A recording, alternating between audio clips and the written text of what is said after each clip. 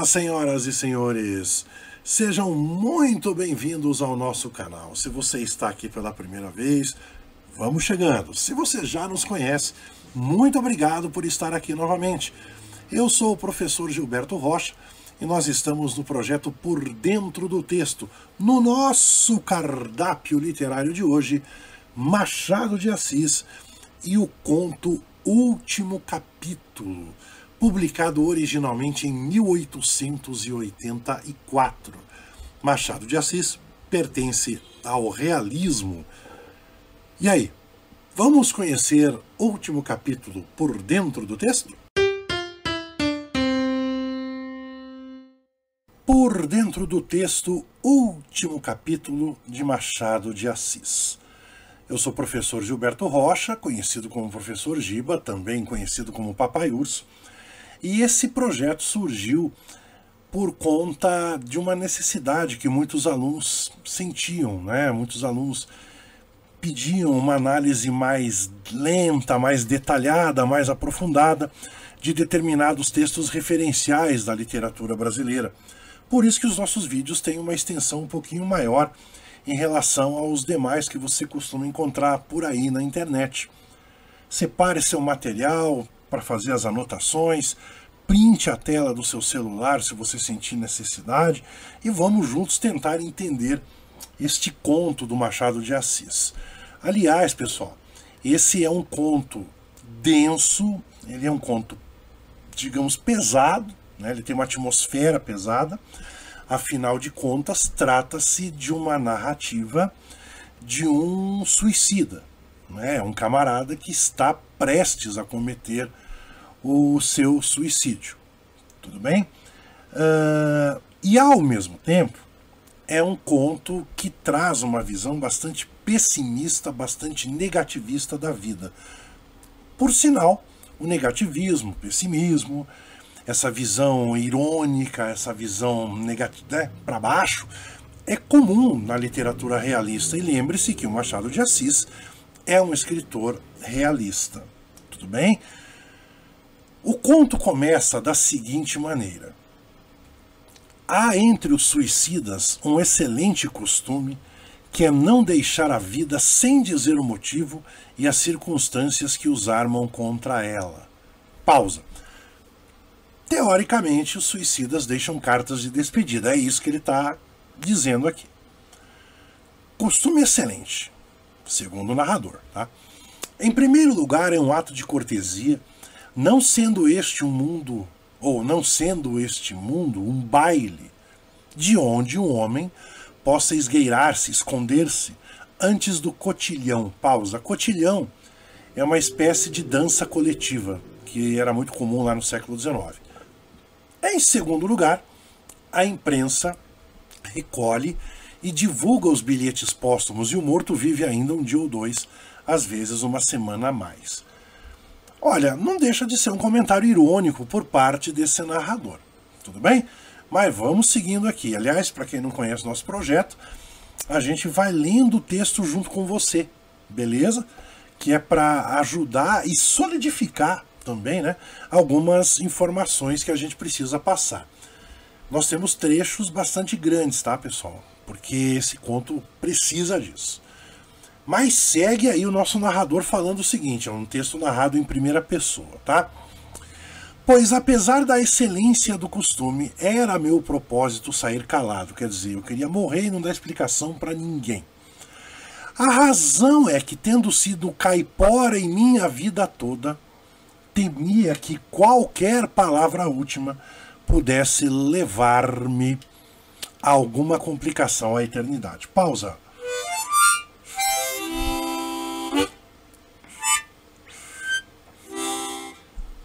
Ainda bem que eu sou professor, não sou músico, tá? Pessoal, eu fiz esse auerzinho aqui para chamar atenção para a palavra caipora. Essa palavra vai acompanhar a narrativa o tempo todo. Caipora, no contexto do conto, é um cara azarado. É um cara em que tudo que acontece na vida dele dá errado. E ele vai citar vários desses exemplos aí de coisas que não foram muito felizes para ele. Tudo bem? Agora, vamos lá na terceira linha. Ele diz o seguinte, mas...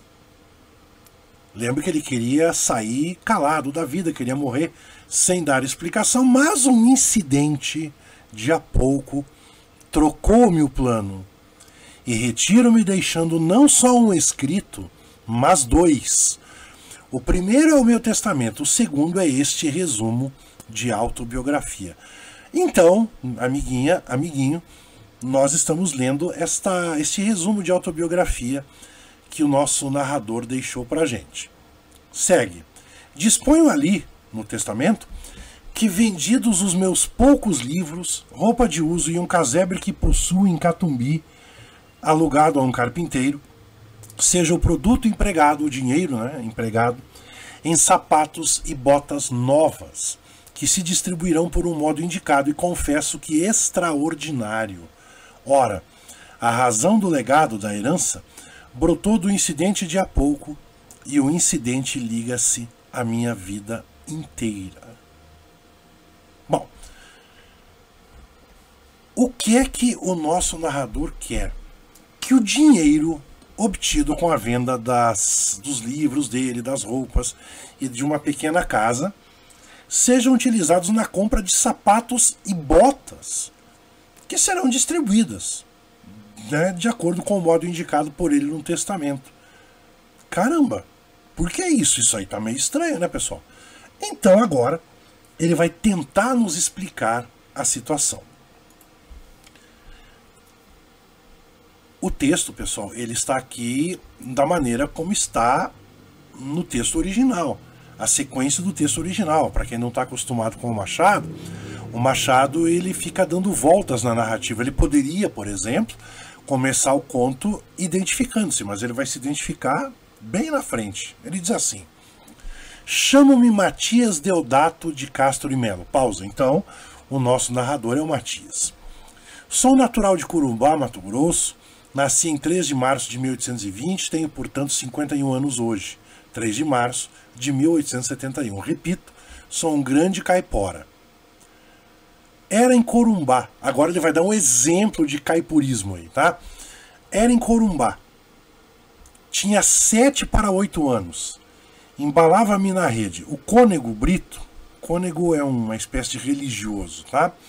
O cônego Brito, de tarde, ao ir tomar guaraná conosco, lá na casa da família dele, soube do episódio e citou o rifão, um ditado popular, dizendo que era eu o primeiro que cumpria exatamente esse absurdo de cair de costas e quebrar o nariz.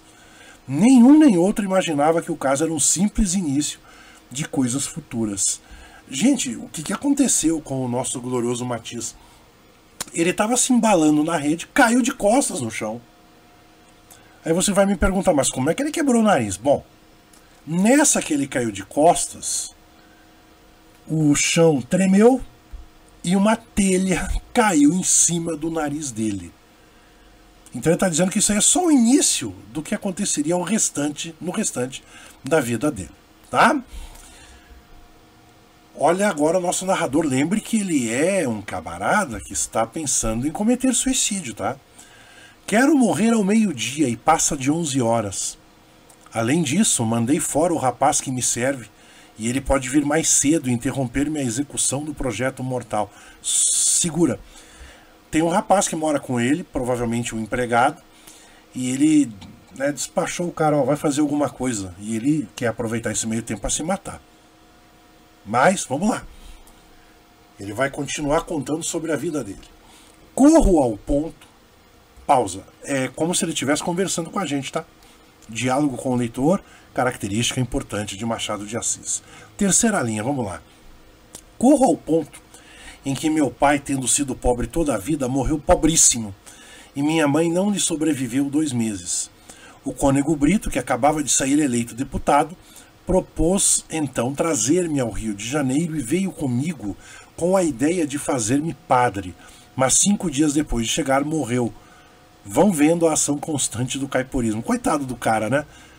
O padre trouxe ele para o Rio de Janeiro, mas 5 dias depois o padre morreu, tá? O deputado, no caso, né? Morreu. Seguindo. Fiquei só, sem amigos nem recursos, com 16 anos de idade. Um cônego da Capela Imperial lembrou-se de fazer-me entrar ali de sacristão. Outras pessoas induziram-me então a estudar direito. Alcancei a carta de bacharel, quer dizer, ele se formou. Não me digam que isso foi uma exceção na minha vida caipora, porque o diploma acadêmico levou-me justamente a coisas muito graves. Coisas graves, entenda aqui, coisas sérias. Ele não vai explicar exatamente que coisas são essas. Seguindo, não atribuo nenhum influxo especial ao grau jurídico. Quer dizer, a profissão dele de advogado não quer dizer nada, tá? Faziam-me do pergaminho do diploma uma chave de diamante que iria abrir todas as portas da fortuna. Digamos que as pessoas diziam para ele, olha, você se considera um caipora, mas o diploma vai mudar isso. E ele vai dar a entender na sequência que não, tá? E para principiar, quer dizer, para começar, a carta de bacharel não me encheu sozinha as algibeiras. Algibeira é bolso. Então ele está querendo dizer que ele não ganhou dinheiro com a carta de bacharel. Não, senhor. Tinha ao lado dela umas outras, 10 ou 15, fruto de um namoro travado no Rio de Janeiro pela Semana Santa de 1842, com uma viúva mais velha do que eu. Nenhum dos meus amigos ignorava este namoro. 2 deles até liam as cartas que eu lhes mostrava com o pretexto de admirar o estilo elegante da viúva, mas realmente para que vissem as finas coisas que ela me dizia. O teu casamento é um dogma. Pausa. Está subentendido aqui que ele não encheu os bolsos com a carta de bacharel. Ele diz ali que a carta não encheu sozinha as algibeiras dele, porque ele tinha outras cartas. Claro que ele está falando aí das cartas de amor trocadas com essa mulher mais velha. Imaginamos que seja uma mulher rica, certo? Assim como quem diz, caramba, vai dar certo. E um amigo vai dizer para ele que o casamento dele é um dogma, quer dizer, uma coisa certa, não tem como dar errado. Agora vamos ver. Lembra que ele diz que ele é um tremendo caipora? E o amigo vai dizer assim, ó. E rindo perguntou-me se por conta do dogma poderia arranjar-lhe 50 mil réis. O dogma repercutia ainda tão docemente no meu coração que não descansei em todo esse dia até arranjar-lhes. 6 meses depois foi ele quem casou com a viúva. Pausa. Meu, olha que coisa absurda. O cara emprestou dinheiro pro amigo, o amigo não devolveu, e 50 mil réis não era pouco dinheiro não, tá? Ele estava contando que ele ia casar com a viúva e que né, não ia fazer falta os 50 mil réis depois, né? Porém, não foi o que aconteceu. E pior, foi o amigo que casou com a viúva dele. Né? Com a viúva que ele estava namorando, perdão.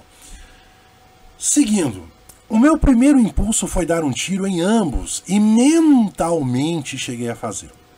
Ele não fez isso, claro.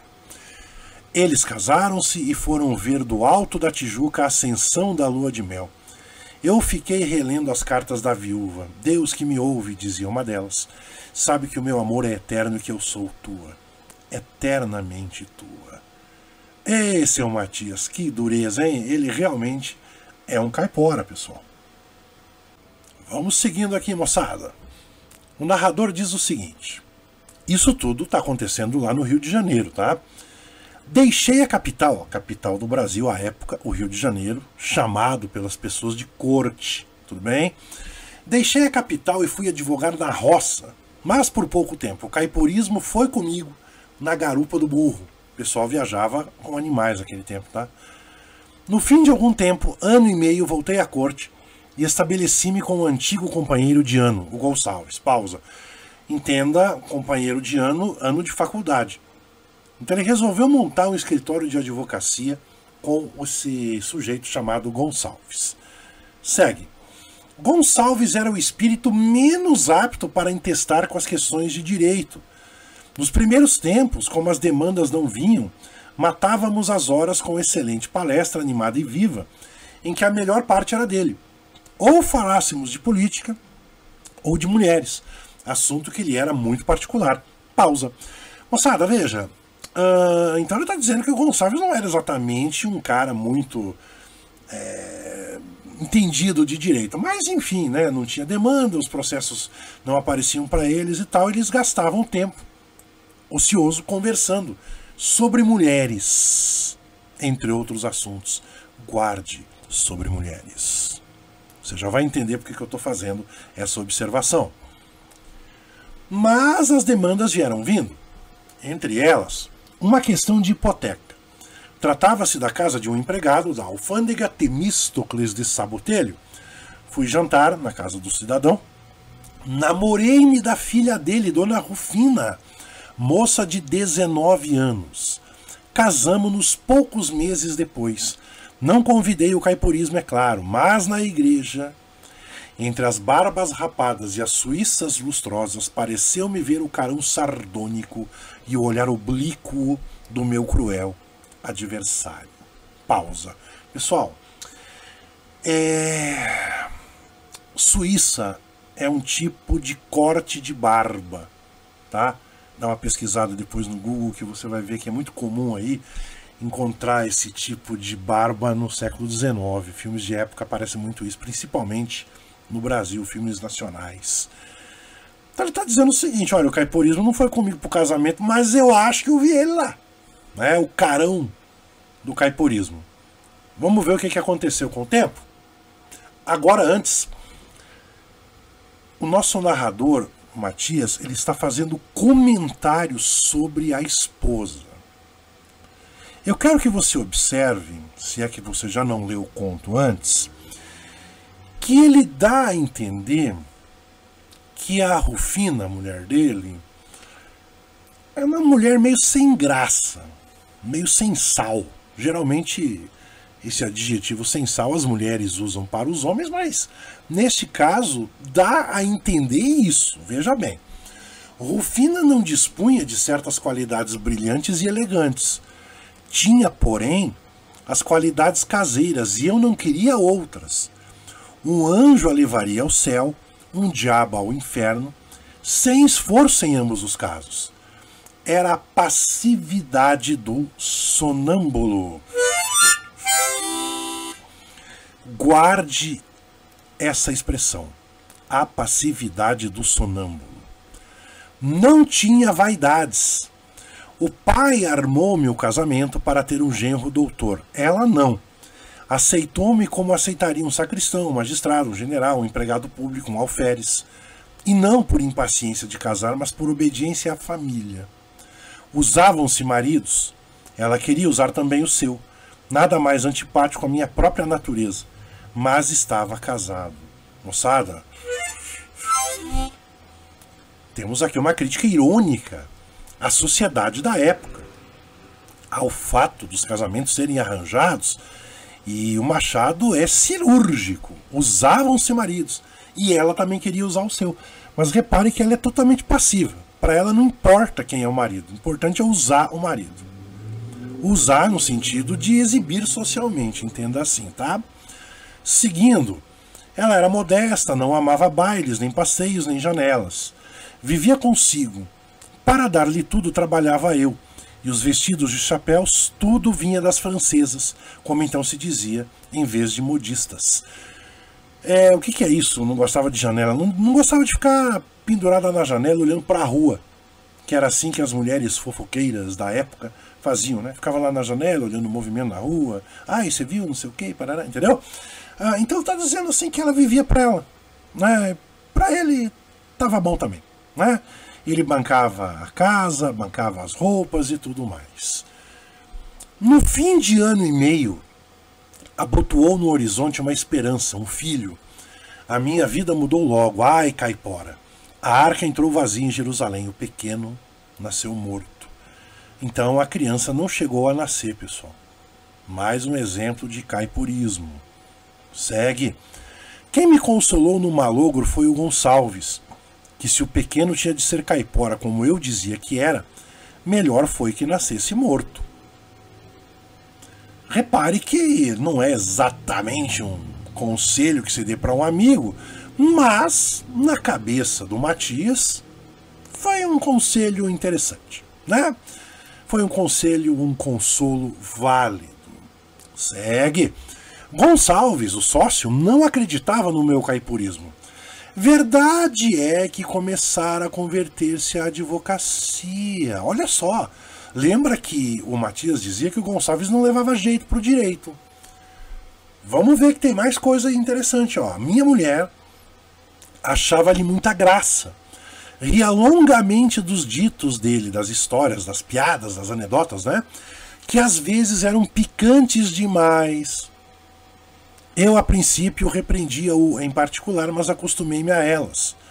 Estás namorado, disse-lhe um dia, e ele, empalidecendo, respondeu que sim, e acrescentou sorrindo, embora frouxamente, que era indispensável casar também. Eu, à mesa, falei do assunto. Rufina, você sabe que o Gonçalves vai casar? É caçoada dele, que é piada, né? É piada dele. Interrompeu vivamente o Gonçalves. Pessoal, então repare que o Gonçalves frequentava a casa do Matias e da Rufina. Havia uma certa intimidade entre os três. E digamos que o Gonçalves era meio saidinho, né? Para os padrões da época, esse tipo de comportamento, dessas piadas picantes, não eram lá muito adequadas, né? Mas o próprio marido achava legal, achava engraçadinho. Mas você que é um aluno estudioso, você que é um aluno sagaz, já deve estar deduzindo o que vai acontecer. Ou quase, né?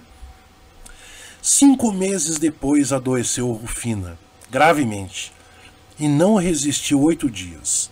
Morreu de uma febre perniciosa. Pausa. Febre perniciosa é um tipo de febre, tá, pessoal? Não é um adjetivo solto, não. É um tipo de enfermidade mesmo. A felicidade estava nas minhas mãos, presa, vibrando no ar as grandes asas de condor. Ao passo que o caipurismo, semelhante a uma coruja, batia as suas na direção da noite e do silêncio. Ou seja, o caipurismo voltou a aparecer na vida do Matias. Se você acha que está ruim, lembre-se, nada é tão ruim que não possa piorar. Um dia, porém, deu-me na cabeça inventariar uns objetos da finada, da esposa falecida, e comecei por uma caixinha que não fora aberta desde que ela morreu 5 meses antes. Achei uma multidão de coisas minúsculas. Deslacei a fita e abri as cartas. Eram do Gonçalves. Pausa. O Gonçalves e a Rufina trocavam cartas de amor. Por isso que ele percebeu, o narrador, que o Gonçalves estava apaixonado. Só ele não desconfiava que era pela esposa do sócio. Vamos voltar à narrativa, ao tempo presente da narrativa, melhor. Lembre-se que o nosso personagem está prestes a cometer suicídio. Olha aí, meio-dia, é urgente acabar. O moleque que ele tinha dispensado, mandou fazer um serviço, pode vir e adeus. Ninguém imagina como o tempo corre nas circunstâncias em que estou. Muito bem.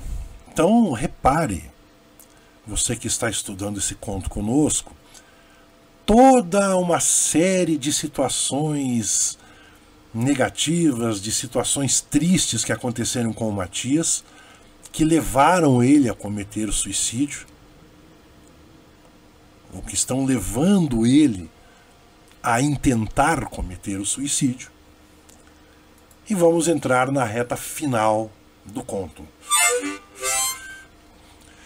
Cansado e aborrecido, entendi que não podia achar a felicidade em parte nenhuma e preparei-me desde ontem para o grande mergulho na eternidade. Hoje almocei, fumei um charuto e debrucei-me à janela. No fim de 10 minutos, vi passar um homem bem trajado. Conhecia-o de vista, tipo assim, já tinha visto o cara por aí. Era uma vítima de grandes reveses. Pausa.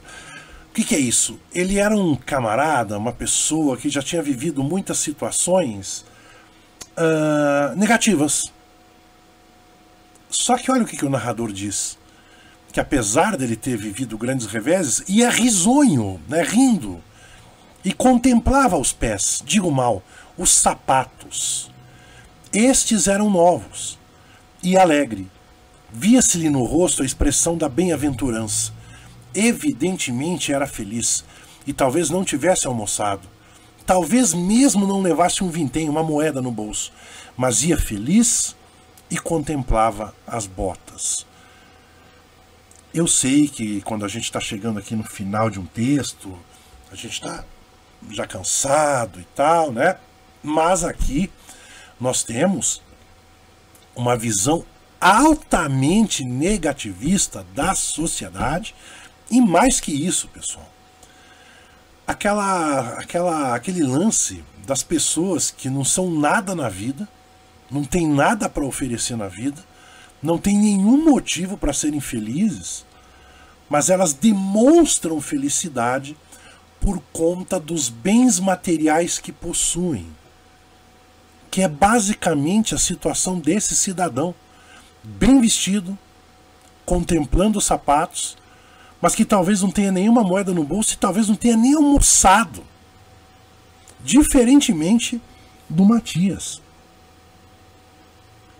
E foi daí que o Matias tirou a ideia das botas. Lá do começo do conto, que ele quer que o dinheiro que seja conseguido com os bens dele sejam revertidos na compra de botas e essas botas e sapatos devam ser distribuídos. E aí então, reta final. Uma cena mais reflexiva. A felicidade será um par de botas? Esse homem tão esbofeteado pela vida achou finalmente um riso da fortuna. Fortuna, entenda aqui felicidade, né? Sinônimo de felicidade. Daí o orgulho das atitudes, a rigidez dos passos e um certo ar de tranquilidade olímpica. Sim, a felicidade é um par de botas. Não é outra a explicação do meu testamento. Os superficiais dirão que estou doido, que o delírio do suicida define a cláusula do testador. Mas eu falo para os sapientes, para os inteligentes e para os malfadados, para os desafortunados, para os tristes. Nem colhe a objeção de que era melhor gastar comigo as botas, que lego, que deixo aos outros. Distribuindo-as, faço um certo número de venturosos, de pessoas felizes. Eia, caiporas, que a minha última vontade seja cumprida. Boa noite e calçai-vos. E assim termina o conto, último capítulo de Machado de Assis. Espero que essa pequena análise tenha ajudado a entender melhor esse texto machadiano. Se você gostou do nosso trabalho, indique para as pessoas que gostam de estudar. E muito obrigado por ter ficado aqui até o final do vídeo, certo? Muito obrigado, bons estudos, boas leituras e até a próxima.